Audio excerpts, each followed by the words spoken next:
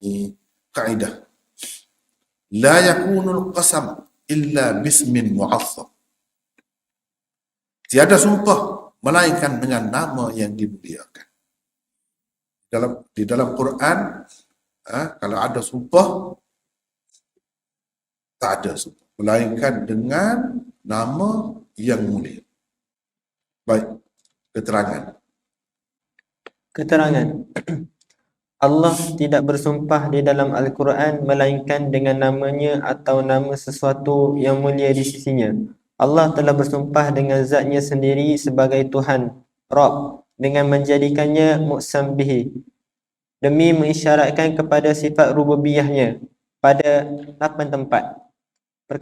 Perkataan Allah pula digunakan sebagai muqsam bihi bersama ta sebagai adat qasamnya pada 8 tempat juga.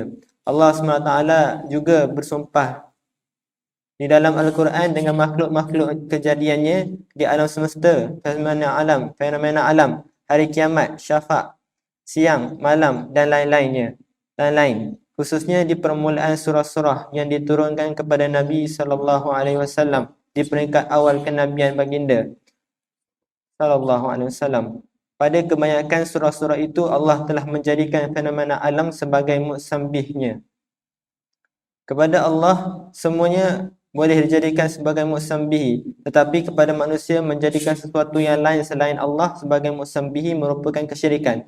Ibnu Umar meriwayatkan bahawa Rasulullah SAW bersabda, "Man halafa bi ghairillah faqad asyraka." Bermaksud, sesiapa bersumpah dengan selain Allah berarti dia telah melakukan kesyirikan. Hadis riwayat Ahmad, Abu Daud, Ibnu Hibban, Tirmizi, Hakim, Al-Bazzar dan lain-lain. Apabila Allah bersumpah dengan fenomena alam dan makhluk-makhluk ciptaannya, maka ia menunjukkan kemuliaan, kehebatan, kelebihan, kepentingan, kegunaan atau khasiat-khasiat yang ada padanya.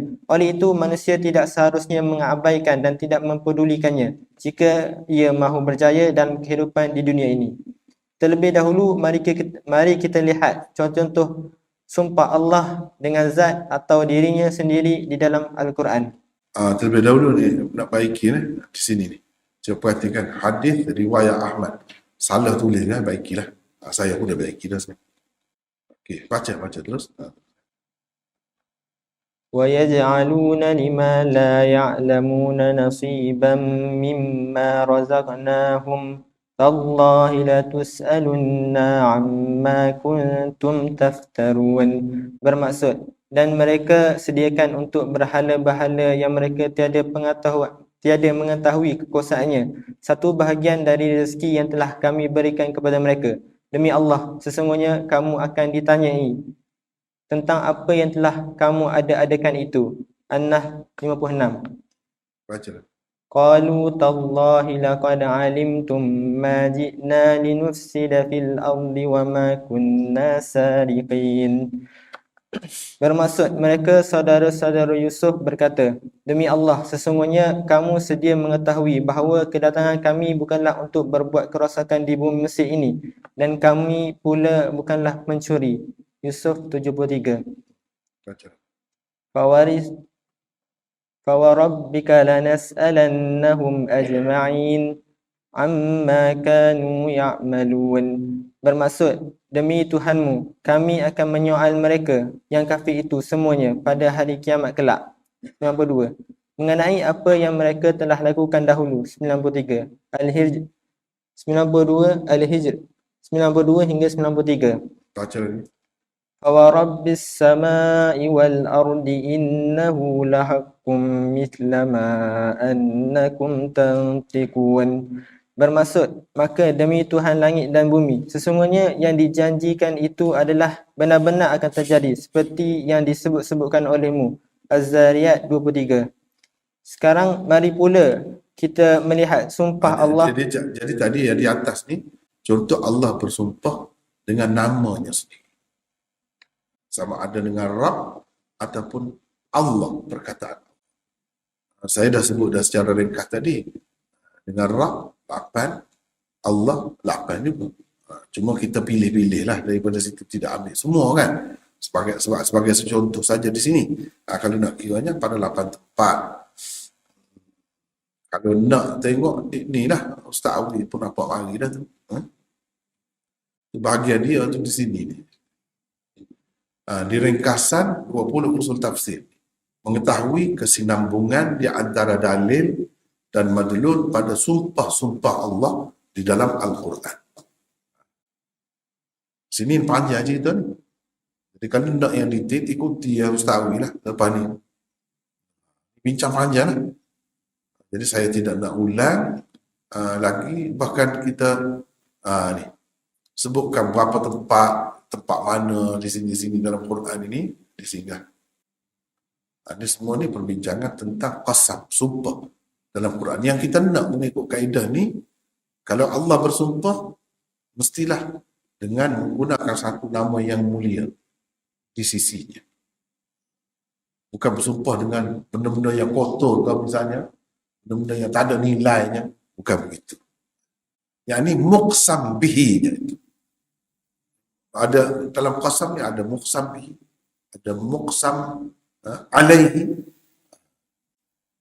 ada qasam, ada adab qasam. Ini kena tengok di sinilah. Tengok di sini. Dalam usul tafsir. Yang kita bincang sekarang ni, maksud dengan usul ni ialah muqsam bihi. Perkara yang Allah gunakan sebagai sumpah dengannya. Demi langit misalnya. Langit itu muqsam bihi. Sesuatu yang Allah bersumpah dengannya. Dengan namanya. Allah, demi Allah, nama. Wal asr, demi masa, al-asr, Allah bersumpah dengan masa. Masa itu sesuatu yang mulia lah, di sisi. Sesuatu yang sangat berharga, bernilai. Gitu maksud. Setiap yang dia bersumpah, demi malam, misalnya. Jadi itu semua muqsam bihi. Kita tengok muqsam bihi, muqsam alaih, tengok dalam buku ini, buku satu lagi ni. Ini kalau nota 6 ni. Yang asal lah. Jadi di sini yang kita dah baca tadi berkenaan dengan Tuhan, Tuhan Rabbka ataupun Allah, itu contohnya. Sekarang mari pula kita melihat sumpah Allah dengan menggunakan fenomena alam dan makhluk-makhluk ciptaannya sebagai muqsam bihi. Ini maksudnya muqsam bihi yang dimaksudkan di sini. Muqsam bihi ini sesuatu yang Allah bersumpah dengannya. Wasyamsi wa duhaha, demi matahari. Sama maknanya tu. Sama maknanya. Ada tengok tu. Zaman dulu tak ada tu, orang tak tahu tu. Dekat sekolah tu kan di atas. Ada papan sekeping tu dah. Solar tu. Matahari lah tu. Jimat kita banyak api. Sebab guna tenaga solar. Dulu manusia tak tahu semua tu. Allah bersumpah tak apa maksud. Ada benda. Bukan saja-saja. Apa ni? Sebagai muqsam. Baca. Wan najmi idha hawa, bermaksud demi bintang semasa ia menjunam. An-Najm ayat 1. Was-saffati saffa, faz-zajirati zajra, fattaliyati dhikra, inna ilahakum lawahid.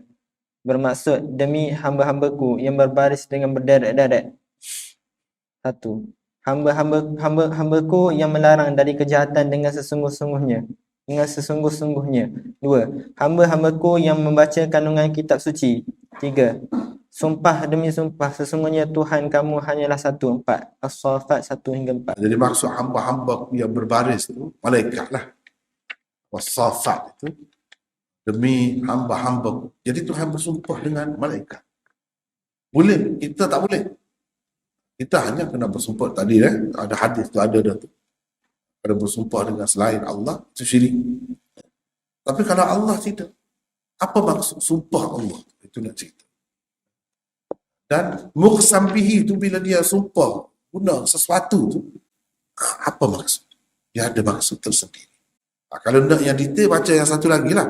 Yang ini kita sekadar tu je. Jadi malaikat yang berbaris berderet-deret ni maksudnya tentera Allah tu ramai. Sentiasa bersedia bila-bila masa saja. Kalau Allah suruh, dia akan buat. Macam askar. Askar yang kalau ketua dia tabik saja. Manusia lah. Kalau Allah ni, malaikat-malaikat ni macam ni lah, sifat-sifat.